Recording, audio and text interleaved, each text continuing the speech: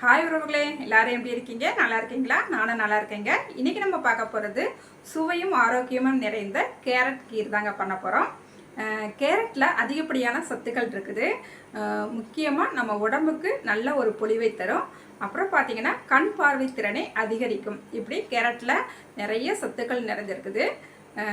இந்த கேரட்டை வச்சு நம்ம இன்னைக்கு கேரட் கீர் பண்ணியிருக்கிறோங்க.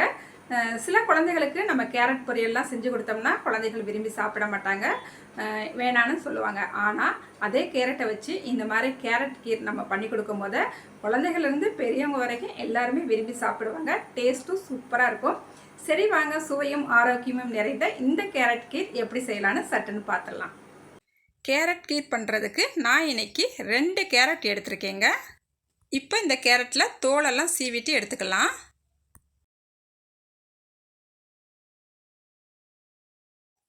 தோலை நல்லா சீவிட்டு 2 கார்னர் பக்கமும் இந்த பக்கமும் அந்த பக்கமும் நல்லா கட் பண்ணிவிட்டு எடுத்துக்கலாம்.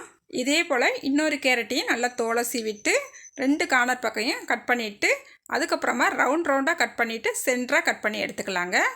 இப்போ நான் 2 கேரட்டையும் நல்லா கட் பண்ணிவிட்டு எடுத்துக்கிட்டாச்சு. இப்போ கேரட்டை நல்லா கழுவிட்டு ஒரு பிளேட்டுக்கு மாற்றி எடுத்துக்கிட்டாச்சு. இப்போ இந்த கேரட் கூடயே நம்ம அரைக்கிறதுக்கு ஒரு 10 முந்திரி பருப்பு, 8 பாதாம் பருப்பு, 3 ஏலக்காய் எடுத்துருக்கிறேன். நான் ஏற்கனவே கட் பண்ணிய கேரட்டை ஒரு குக்கருக்கு மாற்றிக்கிட்டேன். அதே போல் பாதாம் பருப்பு, முந்திரி பருப்பு இதையும் நம்ம குக்கருக்கு மாற்றிக்கிட்டு இந்த கேரட் மூழ்கிற அளவுக்கு மட்டும் தண்ணி சேர்த்துட்டு 3 விசில் விட்டு நல்லா கேரட்டை வேக வச்சு எடுத்துகிட்டு வந்தாச்சு. பாருங்கள், கேரட் நல்லா பூவாக சூப்பராக வெந்துருச்சு. இப்போ இதில் நம்ம பாதாம் சேர்த்து வேக போட்டிருந்தோம் இல்லையா, இந்த பாதாமில் உள்ள தோலை மட்டும் எடுத்துக்கலாங்க. தோல் எடுக்கிறதுக்கு ஈஸியாக சூப்பராக வந்துடும். இப்போ நான் எல்லா பாதாம்லேருந்து நல்லா அந்த தோலை எடுத்துக்கிட்டேங்க.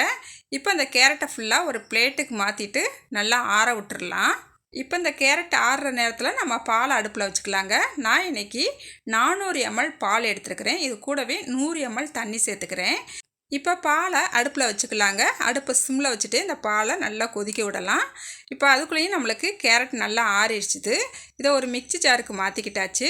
நம்ம கேரட் வேக வச்சோம் இல்லையா, அந்த தண்ணி கொஞ்சம் இருக்குது, இதை ஊற்றி நல்லா வலுவலுன்னு நல்ல ஒரு பேஸ்ட்டாக அடித்து எடுத்துக்கிட்டாச்சு. கொஞ்சம் கூட குறகுறப்பாக இருக்கக்கூடாது, நல்லா வலுவலுன்னு அடித்து எடுத்துக்கிறணும்.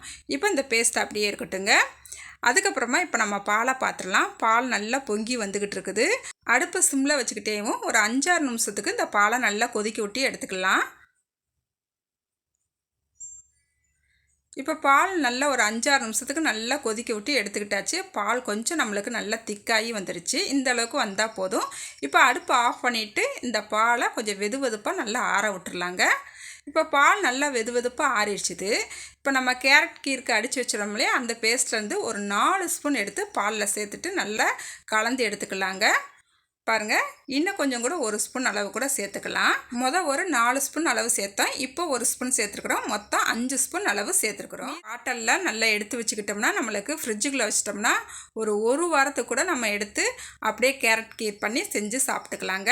சுட சுட பால் மட்டும் நல்லா காய்ச்சி வெதுவெதுப்பாக நம்ம ஆற வச்சு அப்படியே அந்த பாலில் கலந்து நம்ம குடிச்சிக்கலாங்க. ரொம்பவே ஈஸியாக இருக்கும். இப்போ இந்த கேரட் கீருக்கு 1.5 ஸ்பூன் அளவுக்கு நாட்டு சக்கரை சேர்த்துக்கலாம். ஏற்கனவே கேரட்டில் ஒரு இனிப்பு தன்மை இருக்கும், அதனால் பார்த்து தான் நம்ம சேர்த்துக்கிறணும். நீங்கள் நாட்டு சர்க்கரைக்கு பதில் வெல்லமோ இல்லை கருப்பட்டியோ சேர்க்குறதா இருந்தாலும் சேர்த்துக்கலாங்க. மேலாப்பில் வந்து பாதாமை நல்லா பொடிசாக கட் பண்ணிவிட்டு நம்ம சேர்த்துக்கலாம்.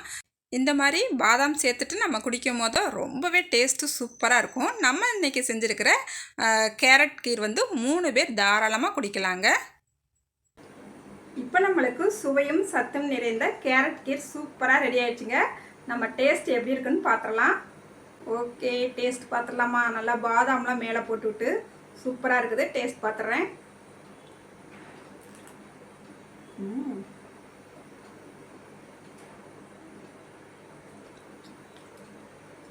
சூப்பராக இருக்குங்க. இப்படி பாதாம் மேலே போட்டிருக்கோம் பார்த்தீங்களா, அதோடு அப்படி மென்று சாப்பிட்டுட்டு இந்த கேரட் கீர் குடிக்கிறதுக்கு சூப்பராக இருக்குங்க. என்னைய குடிக்க சொன்னீங்கன்னா இந்த கேரட் கீரை குடிச்சிக்கிட்டே இருப்பீங்க. அந்த அளவுக்கு டேஸ்ட்டு சூப்பராக இருக்குது. இந்த கேரட் கீர் குடிக்க அவ்வளோ டேஸ்ட்டாக சூப்பராக இருக்குங்க. நம்ம இப்போ வெதுவெதுப்பான பாலில் கலந்து இப்போ சாப்பிட்ருக்குறோம். இந்த கேரட் கீரை நம்ம ஃப்ரிட்ஜில் ஒரு 2-3 மணி நேரம் வச்சுருந்துட்டு கூலிங்காக எடுத்து சாப்பிட்றதுக்கும் ரொம்ப டேஸ்ட்டாக இருக்குங்க. அதே போல் நம்ம கேரட் கீர் பண்ணுறதுக்கு அந்த ஒரு பேஸ்ட்டு ரெடி பண்ணி வச்சுருந்தோம் இல்லையா, அந்த பேஸ்ட்டை நல்லா ஒரு ஒரு கண்ணாடி பாட்டிலில் போட்டுட்டு ஸ்டோர் பண்ணி நம்ம ஃப்ரிட்ஜில் வச்சிட்டோம்னா ஒரு வாரத்துக்கு கூட நம்மளுக்கு கெட்டு போகாது. பாலை மட்டும் அப்பைக்கப்போ காய்ச்சி இதில் ஒரு 2 ஸ்பூன் எடுத்து போட்டு நல்லா கலந்து குழந்தைகளுக்கு டெய்லி கொடுக்கலாங்க. ரொம்ப ரொம்ப ஹெல்த்தியான இந்த கேரட் கீரை நீங்கள் ஒரு முறை ட்ரை பண்ணி பாருங்கள். ட்ரை பண்ணிவிட்டு எப்படி இருந்துச்சுன்னு மறக்காமல் கமெண்ட்டில் சொல்லுங்கள். இந்த வீடியோக்கு மறக்காமல் லைக் பண்ணிவிடுங்க. அடுத்த ஒரு வீடியோவில் பார்க்கலாங்க. பாய்.